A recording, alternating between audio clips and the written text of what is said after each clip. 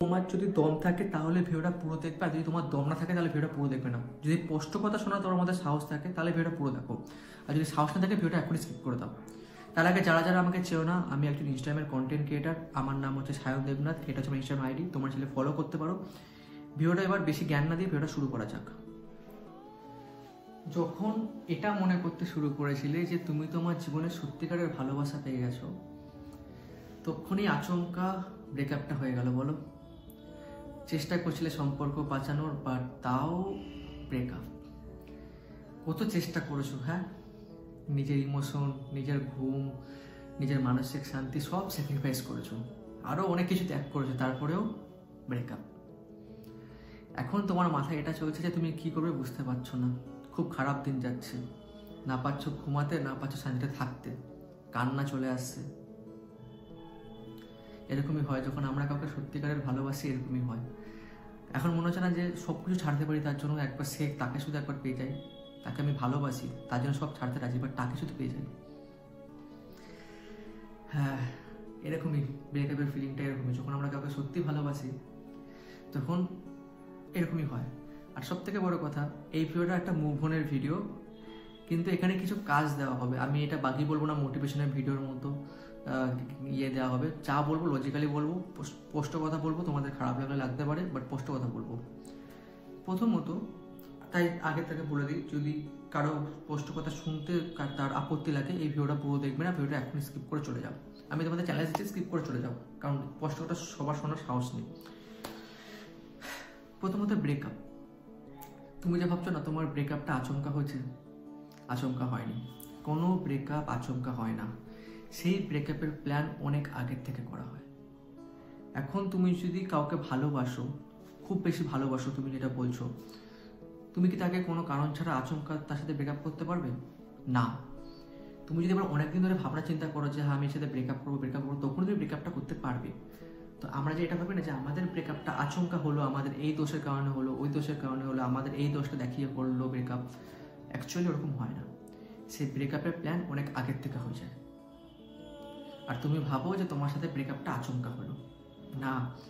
সম্পর্কটা তখনই ভেঙে যায় যখন মানুষটা তার মাথায় ব্রেকআপের চিন্তাটুকু আনে।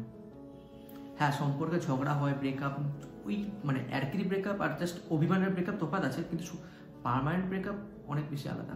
সম্পর্কের প্রবলেম হলে ব্রেক নাও, কিন্তু ব্রেকআপের করা কি দরকার? এবার আসছে হচ্ছে, তুমি কি আদৌ সম্পর্কে ছিলে? বুঝলে না, তাই না?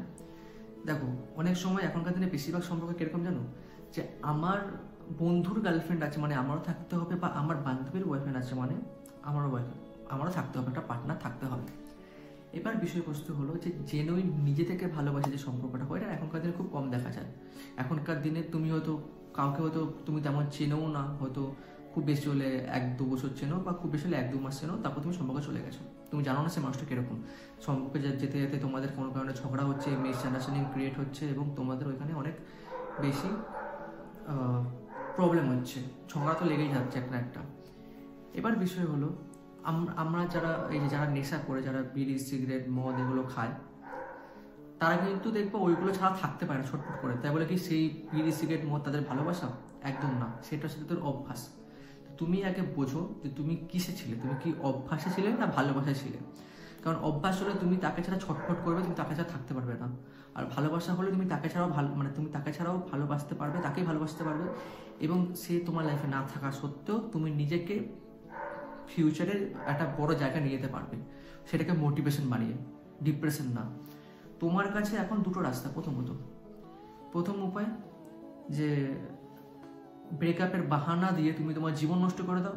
সেকেন্ড উপায়, এই ব্রেকআপটাকে নিজের মনের ভেতরে আগুন লাগিয়ে নিজের জীবনে কিছু করে দেখাও, যাতে সেই মানুষটার পেছনে তুমি যতটা দৌড়েছো, সেই মানুষটা তোমাকে একদিন ফিরে এসে বলুক যে আমি ভুল করেছি, নিজেকে ইমপ্রুভ করো। এখন যদি তুমি নিজেকে আরও বেশি ডিপ্রেস করো না, সেই মানুষটা দেখবে এই লাইফে চলে গেছে, এই লাইফে আমার ছাড়া কোনো হাল নেই। হ্যাঁ, বুঝতে পারছি তোমার তার ছাড়া কোনো হাল নেই, তুমি এখন তোমার এটা মনে হচ্ছে, কিন্তু তোমার মধ্যে কিন্তু কম শক্তি নেই, তুমি এমন কিছু নেই যে তুমি সেটা পারবে না, তুমি পারবে। এবার অনেকে বলছো দাদা আমি না এখন কিছু বুঝতে পারছি না। আমি জানি যে এই ভিডিওটা অনেক ধর্মের লোক দেখছে, যাদের ধর্ম হচ্ছে হিন্দু, মুসলিম, খ্রিস্টান। যেসব ধর্মের লোক আছো, যদি তুমি হিন্দু হও, তুমি প্রত্যেকটা দিন মন্দির যাও, প্রত্যেকটা দিন মন্দির যাও, তুমি মুসলিম হলে প্রত্যেকটা দিন মসজিদ যাও, খ্রিস্টান হলে চার্চে যাও, তোমাদের ধর্মস্থানে তোমরা যাও, প্রত্যেকটা দিন যাও, নিজের ভগবানকে বলো, ভগবান আমি তোমার থেকে কিছু চাই না, আমি জানি যে আমার এই সময়টা কঠিন, তুমি শুধু আমাকে শক্তি দাও। এটা না যে আমার সময়টা কাটিয়ে দাও, তুমি শুধু আমাকে এই সময়টার সাথে লড়াই করার শক্তি দাও। জাস্ট 2 মাস তুমি ডেলি এরকম করো। তারপর যদি তুমি মুভ অন না হও, তুমি আমার নাম পাল্টে নিও। সেকেন্ড হচ্ছে এটাই, আমাদের মনের ভেতরে অনেক কষ্ট থাকে, ব্রেকআপের অনেক কষ্ট।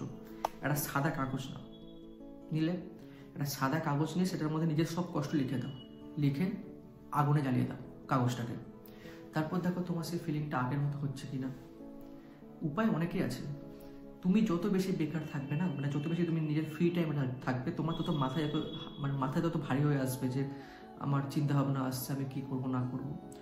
তো তুমি নিজেকে যতটা পারো ব্যস্ত রাখো। টাকা কামানোর পেছনে ছোট, নিজেকে ইমপ্রুভ করার পেছনে ছোট, নিজের ফিটনেস বাড়াও, নিজের হেলথ বাড়াও, বাট বাড়াও কিছু একটা। এটা মাথায় রেখো, তোমার পার্টনার, তুমি যদি তোমার পার্টনারকে সত্যি ভালোবাসো, তোমার পার্টনার তার জীবনে উইনার কাউকে পাবে, লুজার কাউকে চাইবে না, উইনার কাউকে চাইবে। তারপর তুমি ডিসাইড করো তুমি কিভাবে উইনার হবে। হ্যাঁ, জানি যে কথাগুলো খুব শুনতে ভালো লাগছে, যে এখন মনে একটু হালকা হালকা জোর আসছে, কিন্তু এই কথাগুলো শুধু মানলে হবে না। তোমার মধ্যে যদি ক্ষমতা থাকে, তুমি যদি সত্যি করে তাকে ভালোবেসে থাকো, তোমার যুক্তি অনুযায়ী এই কাজগুলো করে দেখাও, নিজেকে ইমপ্রুভ করে দেখাও, নিজেকে 5 বছরের মধ্যে সব থেকে বেস্ট বানিয়ে দেখাও। এটা হচ্ছে তোমার ভালোবাসার আসল পরীক্ষা।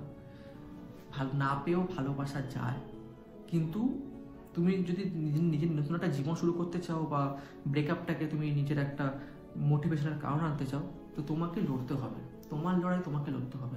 এবার তুমি ডিসাইড করো তোমার এই জীবনটায় তুমি হেরে যাবে নাকি লড়াই করবে, নাকি তোমার মুখে যে বলছো সবাইকে আমি ওকে অনেক ভালোবাসতাম, এই করতাম ওই করতাম, জাস্ট মুখের কথা, করার ক্ষমতা নেই জীবনে কিছু করার, তাই তো? এটা বলতে চাইছো? তো আমি তোমাদের চ্যালেঞ্জ দিচ্ছি যে করো, 2 মাস নিজেকে পুরোপুরি ইমপ্রুভ করে দাও, নিজের ধর্মস্থানে যাও, নিজের মন খারাপ হলে, যখন বেশি মন খারাপ হবে তখন কাগজের মধ্যে লেখো, নিজেকে ইমপ্রুভ করার চেষ্টা করো, টাকা কামানোর চেষ্টা করো, তারপর দেখো কেমন লাগে। এটা শেষ না, এটা একটা শুরু, এটা তোমার নতুন ভার্সনের শুরু।